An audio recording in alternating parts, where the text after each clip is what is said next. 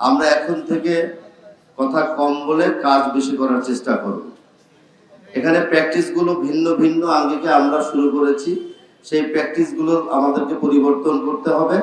মাননীয় প্রধানমন্ত্রীর নির্দেশ, উনি যেভাবে সকাল থেকে রাত্র গভীর রাত পর্যন্ত অফিস করেন এবং সারা বাংলাদেশের প্রতিটি সেক্টরকে তিনি মনিটরিং করেন, এবং একটাই কথা, সময় কম নিয়ে কথা বলতে হবে এবং কাজের দিকে মনোযোগী হতে হবে। আজকে ছাত্র দলের বন্ধুদেরকে আমি ধন্যবাদ জানাই, যারা দীর্ঘ 17 বছর ফ্যাসিজমের বিরুদ্ধে আন্দোলন করতে গিয়ে আমাদের ছাত্র দলের, যুব দলের, স্বেচ্ছাসেবক দল, বিএনপি পরিবার এবং বিভিন্ন রাজনৈতিক দলের নেতৃবৃন্দকে ওই সময় ফ্যাসিজমের বিরুদ্ধে কথা বলতে গিয়ে তাদের শহীদ হতে হয়েছে, আত্মহত্যা দিয়েছে, আহত হয়েছে। এখনো হাজার হাজার নেতা কর্মীরা বন্ধুত্ব বরণ করছে। আজকে ছাত্র দলের এই অবস্থান একদিনে তৈরি হয়নি। আজকে ছাত্র দল একটা ভালো উদ্যোগ গ্রহণ করেছে। তারা বুঝতে পেরেছে আগে আন্দোলন করেছি, পরিবর্তন হয়েছে দেশে, এখন মাননীয় প্রধানমন্ত্রী জনাব তারেক রহমান এই দেশের রাষ্ট্র পরিচালনার দায়িত্ব নিয়েছে জনগণের খেদমত করার জন্য, জনগণের সেবা করার জন্য। তাই ছাত্র দলের অভিভাবক হিসেবে জনাব তারেক রহমানের নির্দেশনা ছাত্র দল অবশ্যই পুঙ্খানুপুঙ্খানুভাবে পালন করে চলেছে।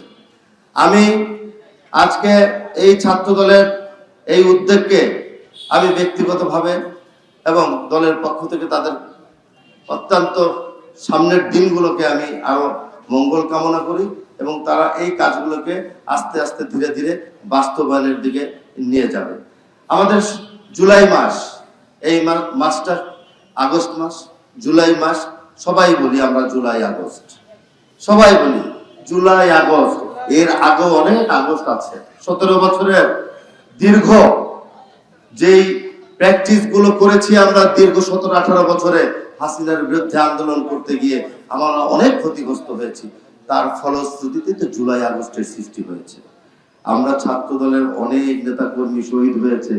এই জুলাইয়ে আগস্টের আন্দোলনে আমাদের ছাত্র দলের 460 জন নেতা কর্মী আত্মহত্যা দিয়েছে। বিএনপি পরিবারের 460 জন।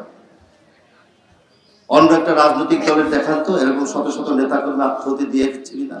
আজকে আমাদের ওয়াসিম চট্টগ্রামে আন্দোলন করতে গিয়ে তিনি শহীদ হয়ে যাচ্ছেন। আমরা ছাত্র দলের প্রিয় আইএসটি নেতৃবৃন্দের কাছে আমরা সবাই কৃতজ্ঞ, একটা ভালো উদ্যোগ নিয়ে তাদেরকে তো আমরা কিছু ফিরিয়ে দিতে পারবো না, তার পরিবারের কাছে আমরা ওয়াসিমকে ফিরিয়ে দিতে পারবো না, কিন্তু ওয়াসিমের জন্য একটা চত্বরের যে উদ্বোধন ঘোষণা করলাম, এই চত্বরটা যাতে সব সময় আমরা রক্ষণাবেক্ষণ করি এবং আইএসটি কলেজের শিক্ষক শিক্ষিকা ছাত্রছাত্রী বন্ধুরা এই চত্বরটাকে একটা সুন্দর আধুনিকায়ন করার জন্য যদি কোনো চেষ্টা করে সেই ব্যাপারে আমি সহযোগিতা করব। আমি চাই ছাত্রদল দেশ গড়ার কাজে থাকবে। ছাত্রদল প্রতিটি জায়গায় বাংলাদেশের আনাচে কানাচে যেখানে আছে জনাব তারেক রহমানের যে ভিশন ক্লিন এবং গ্রিন, সেই কাজগুলো বাস্তবায়ন করবে। সন্ত্রাস চাঁদামুক্ত একটা ভালো সংগঠন উপহার দিবে। যেখানে ছাত্রদল থাকবে সেই ছাত্রদল হবে মানবিক জনসেবার ছাত্রদল।